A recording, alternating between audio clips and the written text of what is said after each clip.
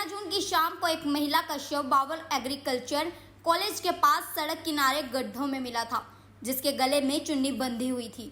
वहीं इस मामले में थाना बावल पुलिस ने 2 आरोपियों को गिरफ्तार किया है।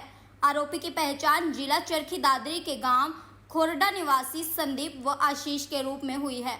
आपको बता दें, मृतक महिला की बेटी सपना ने शव की शिनाख्त कर पुलिस को बताया था कि उसकी मां ललिता के पास रेवाड़ी के एक ऑफिस से फोन आया था कि आपकी बेटी के कन्यादान के पैसों का चेक आया हुआ है, जिसे लेने के लिए वह 12 जून को रेवाड़ी गई थी। किसी नाम पता ना मालूम व्यक्ति ने उसकी मां की गला दबाकर हत्या कर दी थी। वहीं बावल थाना पुलिस ने इस मामले में हत्या की धारा ईजाद कर जांच शुरू कर दी थी। जांच के बाद पुलिस ने सोमवार को मामले में 2 आरोपियों को गिरफ्तार कर लिया है। पुलिस ने दोनों आरोपियों को अदालत में पेश करके पूछताछ के लिए 2 दिन के रिमांड पर लिया है। चलिए आपको सुनाते हैं आरोपियों ने किस तरह से वारदात को अंजाम दिया।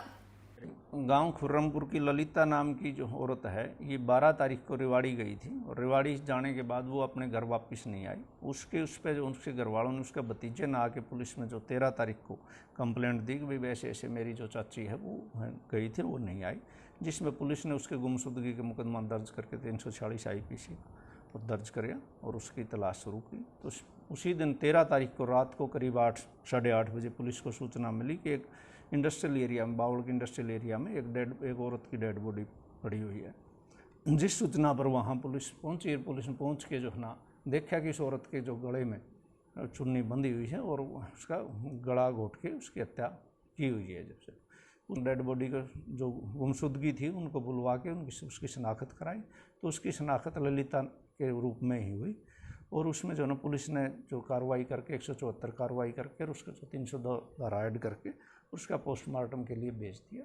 उसके बाद इसकी जो है ना सारी तफ्तीश शुरू हुई कि उसके कहाँ से क्या हो सकता है। उस पर बात जो आया कि उसके जो शक उसके दामाद पर गया और उसके दामाद को जो है ना पुलिस ने कल शाम को अरेस्ट किया और अरेस्ट करके उससे पूछताछ की, तो उसने सारा अपना बता दिया कि भाई इसके जो है ना उसका जो दामाद है संदीप नाम का है, उसकी करीब 1 साल सवा साल पहले उसकी लड़की से, जो इसके अकेली एक ही लड़की है, उससे शादी हुई थी।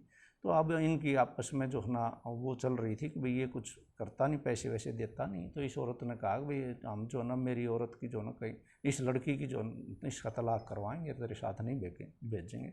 इसी रंजिश में उसने आके अपने एक दोस्त आशीष के साथ मिलके और इसको पहले फ़ोन किया, फ़ोन करके रेवाड़ी बुलाया। रेवाड़ी ये नहीं मिली, फिर जब बणीपुर चौक आई तो वहाँ ऑटो में बैठी थी, वहाँ पर इसको फ़ोन किया तो वहाँ मिल गई। ऑटो में जो है ना उसने पहले अपने दोस्त को वहाँ इंडस्ट्रियल एरिया में छोड़ गया था और फिर इसको ऑटो से उतार के और उसको बैठा के और इसको साथ ले गया मोटरसाइकिल पे और ले जाके वहाँ जो सुनसान जगह पे इसका धक्का मार के नीचे गिरा दी, इसका गला दबा दिया। गला दबा के इसका और फिर चुन्नी से गला घोट के दोनों ने और इसको मार दिया।